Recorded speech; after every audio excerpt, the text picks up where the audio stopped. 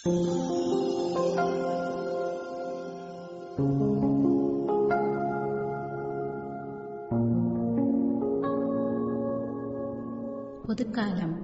30ஆம் வாரம் சனிக்கிழமை. முதல் வாசகம் பவுல் பிலிப்பியருக்கு எழுதிய திருமுகத்திலிருந்து வாசகம். அதிகாரம் 1, இறைத்திருவசனங்கள் 18 முதல் 26 வரை. சகோதர சகோதரிகளே, எப்படியும் கிறிஸ்து அறிவிக்கப்படுகிறார். இதனால் நான் மகிழ்ச்சி அடைகிறேன். ஆம், இனியும் மகிழ்ச்சி அடைவேன். இவ்வாறு உங்கள் மன்றாட்டும் இயேசு கிறிஸ்துவினுடைய ஆவியின் துணையும் என் விடுதலைக்கு வழிவகுக்கும் என நான் அறிவேன். என்ன நேர்ந்தாலும் வெட்கமுற மாட்டேன். இன்றும் என்றும் வாழ்விலும் சாவிலும் முழு துணிவுடன் கிறிஸ்துவை என் உடலால் பெருமைப்படுத்துவேன். இதுவே என் பேராவல், இதுவே என் எதிர்நோக்கு. ஏனெனில் நான் வாழ்ந்தால் அது கிறிஸ்துவுக்காகவே, நான் இறந்தால் அது எனக்கு ஆதாயமே. எனினும் நான் தொடர்ந்து வாழ்ந்தால் பயனுள்ள பணி செய்ய முடியும். எனவே நான் எதை தேர்ந்து கொள்வதென எனக்கு தெரியவில்லை. இந்த இரண்டுக்கும் இடையே ஒரு இழுபறி நிலையில் உள்ளேன். உயிர் நீத்து கிறிஸ்துவோடு இருக்க வேண்டும் என்னும் ஆவல் ஒரு புறம், இதுவே மிகச் சிறந்தது. ஆனால் இன்னும் வாழ வேண்டும் என்பது மற்றொரு புறம். இது உங்கள் பொருட்டு மிக தேவையாயிருக்கின்றது. நான் உங்களோடு இருப்பதால் நீங்கள் நம்பிக்கையில் வளர்ச்சி பெற்று மகிழ்ச்சியடைவீர்கள். எனவே உங்கள் அனைவரோடும் தொடர்ந்து தங்கியிருப்பேன் என உறுதியாக நம்புகிறேன்.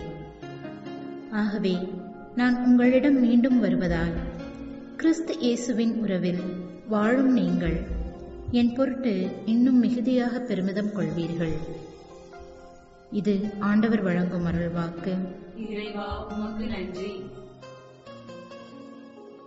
நற்செய்தி வாசகம். லூக்கா எழுதிய நற்செய்தியிலிருந்து வாசகம். அதிகாரம் 14, இறைவசனங்கள் 1 மற்றும் 7 11 வரை. அக்காலத்தில் ஓய்வு நாள் ஒன்றில் இயேசு பரிசேயர் தலைவர் ஒருவருடைய வீட்டிற்கு உணவருந்து சென்றிருந்தார். அங்கிருந்தோர் அவரை கூர்ந்து கவனித்தனர். விருந்தினர்கள் பந்தியில் முதன்மையான இடங்களை தேர்ந்து கொண்டதை நோக்கிய இயேசு அவர்களுக்கு கூறிய அறிவுரை: ஒருவர் உங்களை திருமண விருந்துக்கு அழைத்திருந்தால் பந்தியில் முதன்மையான இடத்தில் அமராதீர்கள். ஒருவேளை உங்களை விட மதிப்பிற்குரிய ஒருவரையும் அவர் அழைத்திருக்கலாம். உங்களையும் அவரையும் அழைத்தவர் வந்து உங்களிடத்தில், இவருக்கு இடத்தை விட்டுக் கொடுங்கள் என்பார். அப்பொழுது நீங்கள் வெட்கத்தோடு கடைசி இடத்திற்கு போக வேண்டியிருக்கும். நீங்கள் அழைக்கப்பட்டிருக்கும் போது போய் கடைசி இடத்தில் அமருங்கள். அப்பொழுது உங்களை அழைத்தவர் வந்து உங்களிடம், நண்பரே, முதலிடத்திற்கு வாரும் என சொல்லும் பொழுது உங்களுடன் பந்தியில் அமர்ந்திருப்பவர்கள் யாவருக்கும் முன்பாக நீங்கள் பெருமை அடைவீர்கள். தம்மை தாமே உயர்த்துவோர் யாவரும் தாழ்த்த பெறுவர், தம்மை தாமே தாழ்த்துவோர் உயர்த்த பெறுவர். இது கிறிஸ்து வழங்கும் நற்செய்தி. கிறிஸ்துவே, உமக்கு புகழ். சிந்திப்போம்.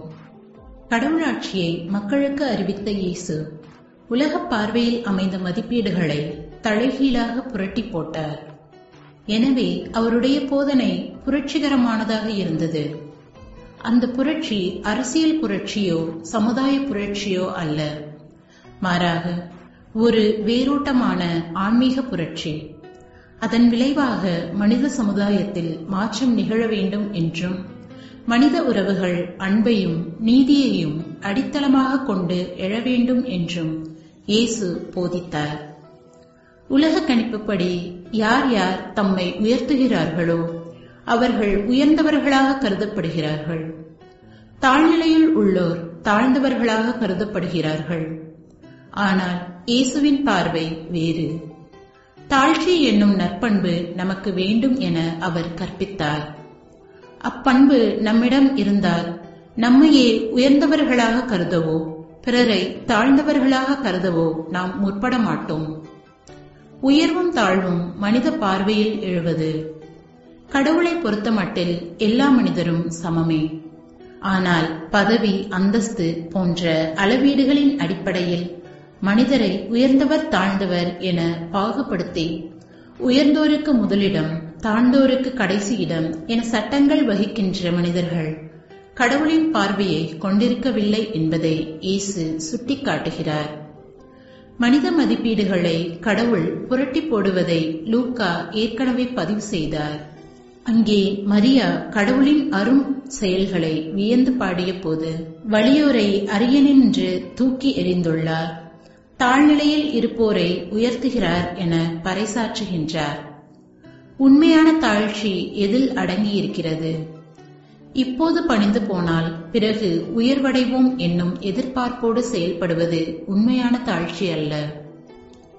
மாறாக தாழ்ச்சி என்பது கடவுளின் முன்னிலையில் எல்லா மனிதரும் சமம் என்னும் உண்மையை உணர்வதும், நம்மை தேடி வந்த கடவுள் தம்மையே தாழ்த்திக் கொண்டு நம்மோடு தம்மை ஒன்றுபடுத்தினார் என்பதை கருத்தில் கொள்வதும் ஆகும்.